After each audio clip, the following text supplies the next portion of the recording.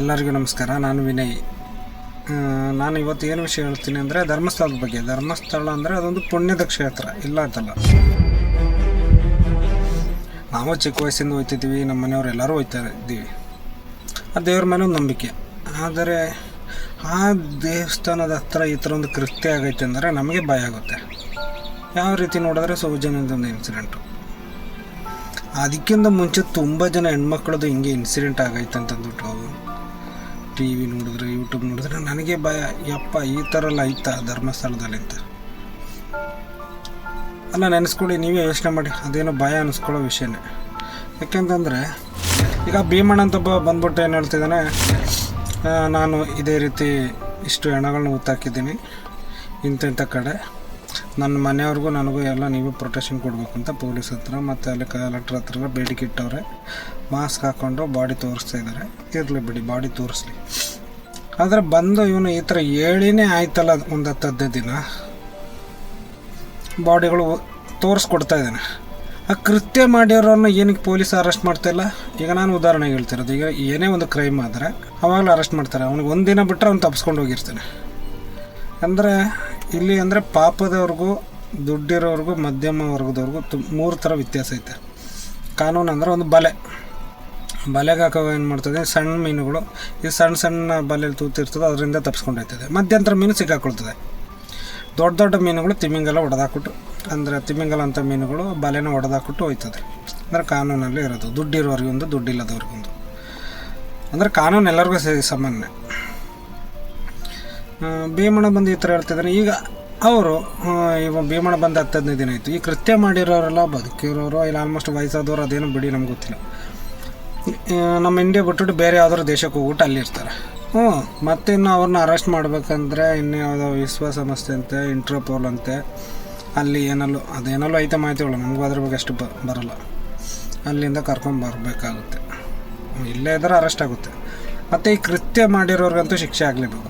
ಈಗ ಶಿಕ್ಷೆ ಆಗಾದ್ರೆ ಅವ್ರಿಗೆ ಯಾವುದೆಲ್ಲ ಸೆಕ್ಷನ್ ಹಾಕ್ಬೋದು ಅಂದರೆ ಈ ಕೃತ್ಯಕ್ಕೆ.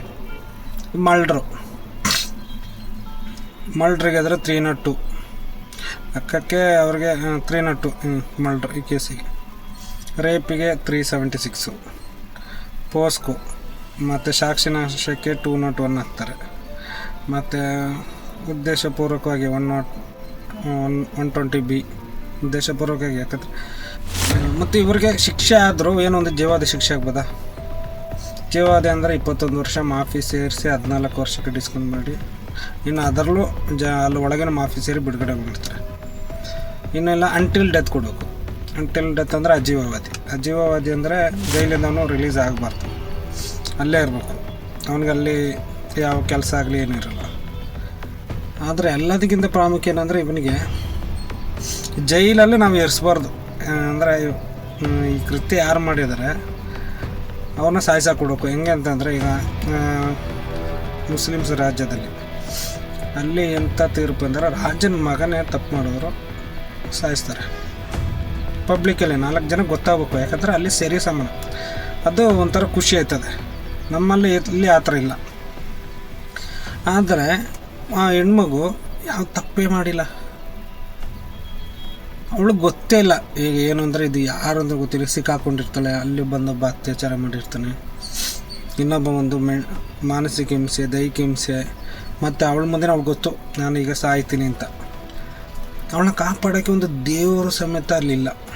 ಅವಳು ಯಾವುದೆಲ್ಲ ದೇವ್ರಿಗೆ ಹೋಗಿರ್ತದೆ ಯೋಚನೆ ಮಾಡಿದ್ರೆ ಇಲ್ಲಿ ರೋಮಾಂಚನ ಆಯ್ತದೆ. ಅಂದರೆ ಅಷ್ಟೊಂದು ಜಿಗಿಪ್ಸೆ ಆಯ್ತದೆ. ಇಂಥವ್ರನ್ನ ಏನು ಮಾಡ್ಬೇಕು ನೀವು ಹೇಳಿ? ಈಗ ಇಷ್ಟು ದಿನ ಆಯಿತು, ಅವ್ರನ್ನ ಇನ್ನೂ ಅರೆಸ್ಟ್ ಮಾಡಿಲ್ಲ. ಈಗ ನೋಡಿ, ಅದೇ ಥರ ನಮ್ಮ ಇಲ್ಲಿ ಬೇರೆ ಒಂದು ಕಡೆ ಇತ್ತು, ಒಂದು ಡಾಕ್ಟ್ರದು. ಅವ್ರನ್ನ ತೊಗೊಂಡಾಗ ಆಗಲೇ ಎನ್ಕೌಂಟ್ರ್ ಮಾಡಿದ್ರು. ಯಾಕಂದರೆ ಅವರು ಬದುಕಕ್ಕೆ ಅರ್ಹತರಲ್ಲ, ನಿಜವಳಕ್ಕೂ ಬದುಕಕ್ಕೆ ಅರ್ಹತರಲ್ಲ, ಸಾಯಿಸಾಕ್ಬಿಟ್ರು. ಜೈಲು ಊಟನ ಅವ್ರಿಗೆ ಕೊಡೋದು ವೇಸ್ಟು. ಮತ್ತು ಈ ಕೃತ್ಯದಲ್ಲಿ ಇನ್ನೊಂದು ಏನಂತ ವಿಷಯ ಅಂತಂದರೆ, ಈ ಥರ ಮಾಡಾಯ್ತಲ್ಲ, ಈಗ 14 ದಿನನ 15 ದಿನನ ಆಯಿತು, ಅವ್ನು ತಪ್ಪಿಸ್ಕೊಂಡು ಹೋಗಲ್ವಾ? ನೀವು ಹೇಳಿ. ಈಗ ಅವ್ರನ್ನ ಅರೆಸ್ಟ್ ಆದರೆ ಅವ್ರಿಗೆ ಯಾವುದೆಲ್ಲ ಶಿಕ್ಷೆ ಕೊಡ್ಬೋದು? ಯಾವ ರೀತಿ ಶಿಕ್ಷೆ ಕೊಡಬೇಕು? ನೀವು ಹೇಳಿ. ಅದನ್ನು ನೀವು ಕಮೆಂಟ್ ಮುಖಾಂತರ ಮತ್ತು ಶೇರ್ ಮಾಡಿ ಎಲ್ಲರಿಗೂ. ಅವ್ರಿಗೆ ಹಿಂಗೆ ಕಠಿಣವಾಗಿ ಶಿಕ್ಷಣ ಆಗಬೇಕು. ಕಠಿಣ ಅಂದರೆ ಅವ್ರನ್ನ ಈಗ ಲೆಕ್ಕಾಚಾರ ನೋಡಿದ್ರೆ ನಮ್ಮ ಭಾರತದಲ್ಲಿ ಈ ಒಂದು ಕರ್ನಾಟಕದಲ್ಲೇ ಇದೊಂದು ಕಪ್ಪು ಚುಕ್ಕಿ. ಅಂದರೆ ನಮ್ಮ ಕರ್ನಾಟಕದಲ್ಲಿ ಈ ಥರ ಒಂದು ದೇವಸ್ಥಾನ ಇದ್ದಾಗ ಆಯ್ತು ಅಂದರೆ ನಮ್ಮೆಲ್ಲರಿಗೂ ಕಪ್ಪು ಚುಕ್ಕಿನದು. ಅದರಲ್ಲಿ ಈಗ ನಮ್ಮವರಾದರೂ ಸರಿ ಅವ್ರನ್ನ ಬಿಡಬಾರ್ದು. ಅಂದರೆ ಅವ್ರು ಮಾಡಿದಾಗ ಬಾಕಿ ಇರೋರ್ಗೆ ಅದು ಮಾದರಿ ಆಗಬೇಕು. ಕೊಡೋದ್ರೆ ಅಂಥ ಗೌರವದ ಶಿಕ್ಷೆ ನಮ್ಮ ಕಾನೂನು ಅಲ್ಲಿ ಆಗಬೇಕು. ಇನ್ನು ಏನಾದರೂ ನಿಮ್ಗೆ ಹೇಳ್ಬೇಕಂದ್ರೆ ನೀವು ಇದು ಕಮೆಂಟ್ ಮತ್ತು ಶೇರ್ ಮಾಡಿ ಅವ್ರಿಗೆ ಯಾವ ಥರ ಶಿಕ್ಷೆ ಆಗಬೇಕು ಅಂತ ನೀವು ಹೇಳಿ.